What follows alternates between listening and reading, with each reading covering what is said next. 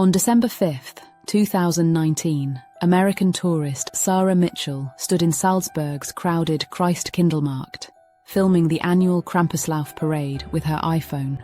Hundreds of costumed Krampus figures prowled through the torchlit streets, their chains rattling, bells clanging, birch switches raised to swat at squealing spectators.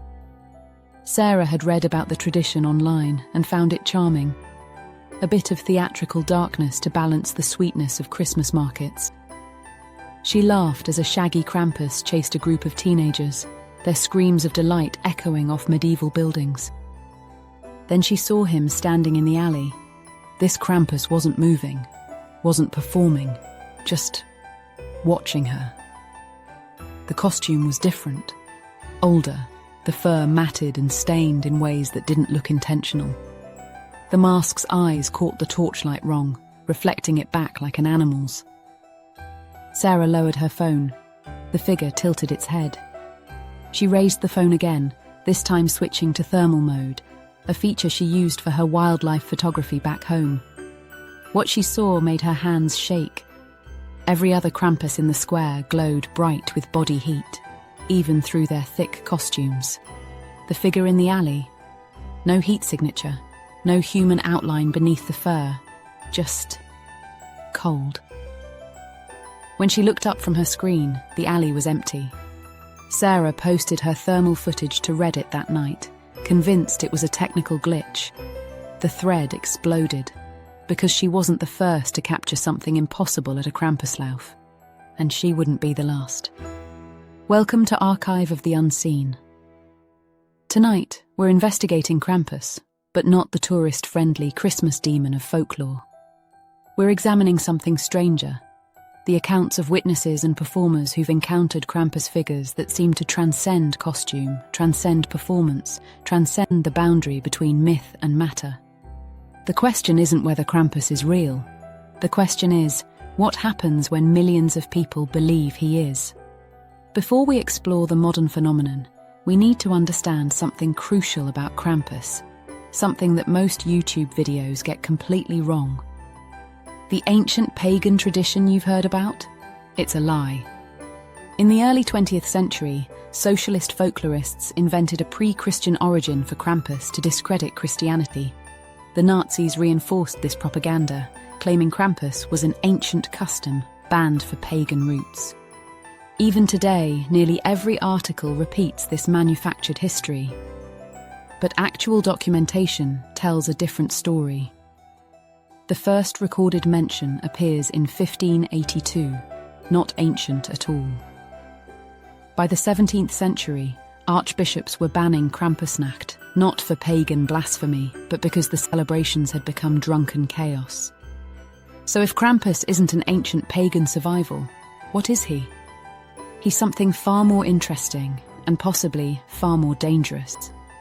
Krampus is a thought form, an archetype created in the 1500s for Jesuit theatre, a theatrical devil to frighten children into obedience. But here's what the creators couldn't have predicted. What happens when you perform the same character, in the same costume, on the same night, for over 400 years? What happens when the performance becomes a ritual? And what happens when millions of people start believing the performer isn't performing anymore? Every Krampuslauf, from small Alpine villages to massive urban celebrations, attracts a specific type of report. Not from everyone, but consistently enough that the pattern demands attention. Witnesses describe encountering one Krampus among dozens, sometimes hundreds, who feels different.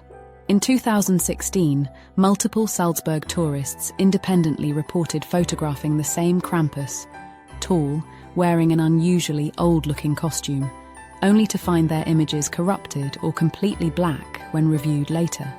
This, despite successfully photographing dozens of other performers. Across decades, these accounts share uncanny similarities. The smell is wrong, not sweat and costume shop, but something organic, like wet fur and turned earth.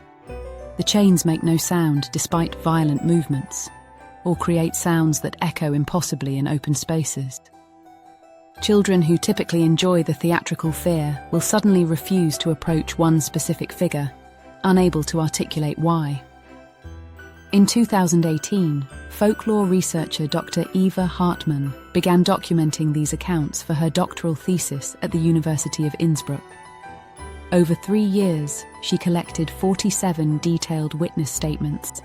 Her conclusion: something occurs at certain Krampusläufe that cannot be explained by group hysteria or costume quality. The consistency of detail across independent observers demands serious investigation.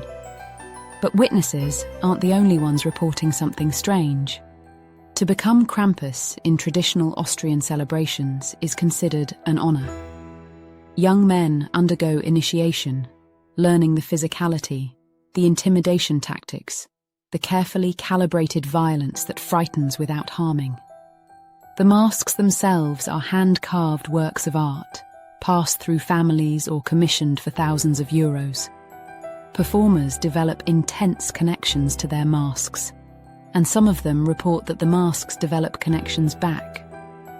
Markus Weber performed as Krampus for the Geistpass troupe in Tyrol for 15 years. In a 2017 interview, he described his 7th Krampusnacht. That year, I put on the mask and felt it differently. My vision seemed clearer than it should have been. I could smell individual people in the crowd, their fear, their sweat. I moved faster than I should have been able to in that heavy costume. When I removed the mask after the run, I had 2 hours I couldn't account for. Other troupe members said I'd been performing the whole time, but more intensely than they'd ever seen. Weber wasn't alone. Other performers report blackout periods during the run, waking up with unexplained injuries, feeling observed while alone with the masks. Music shift, darker. One former performer, who requested anonymity, explained why he stopped after 3 years. I was starting to look forward to Krampusnacht in a way that scared me. It felt less like putting on a costume and more like coming home. The psychological explanation is obvious: ritual behavior, crowd energy, anonymity, removing inhibitions. But that explanation struggles with certain details. In occult philosophy, an egregore is a thought form, an entity created through collective belief and ritual. When enough people imagine the same being, give it the same form, feed it the same emotional energy, something begins to coalesce. Krampus is the perfect egregore candidate. For over 400 years, the same character has been performed on the same night with remarkable consistency. The costume hasn't changed: horns, fur, chains, birch rods. The behavior follows scripts: intimidate, chase, strike with switches. Generation after generation have donned the mask, embodied the archetype, channeled the same energy. And now, the ritual has gone global. The 2015 film Krampus grossed over $60 million, introducing the archetype to millions. American cities now host Krampuslauf events. The tradition spreads to Canada, Australia, New Zealand. Each December 5th, thousands simultaneously embody Krampus. Tens of thousands more witness and believe. Millions consume media reinforcing the archetype. According to egregore theory, the entity doesn't remain confined to the ritual. It begins to act autonomously. It feeds on the emotional energy, particularly fear, that brought it into being. It starts appearing even when it's not being summoned. Krampusnacht is December 5th. So why are people encountering Krampus in July? In 2013, an Austrian Alpine hiking guide reported clients frozen in terror on a mountain trail, insisting they'd seen a horned figure watching from the tree line. Midsummer, no scheduled performances.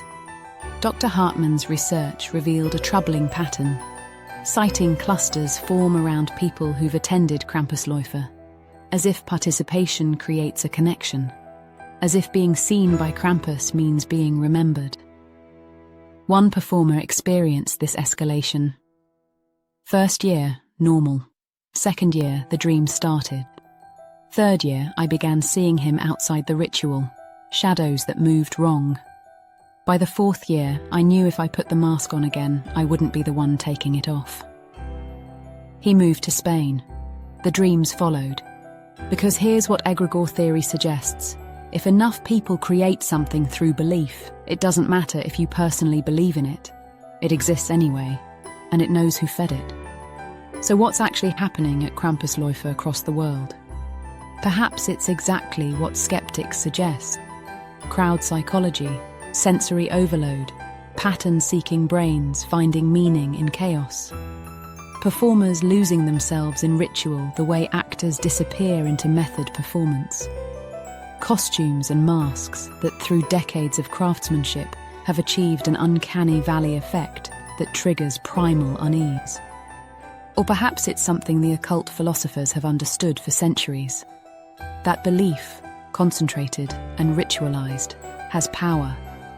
That when you give an archetype a face, a form, a function, and feed it with fear and focus for 400 years, you're not performing anymore. You're summoning. What we know for certain, the reports are increasing, not decreasing. The tradition is spreading, not dying. And every December 5th, thousands of people put on masks and become Krampus, while millions more watch, believe, and remember. Each Krampusnacht, we feed the archetype. And each year, the witnesses report one figure among the hundreds that seems different.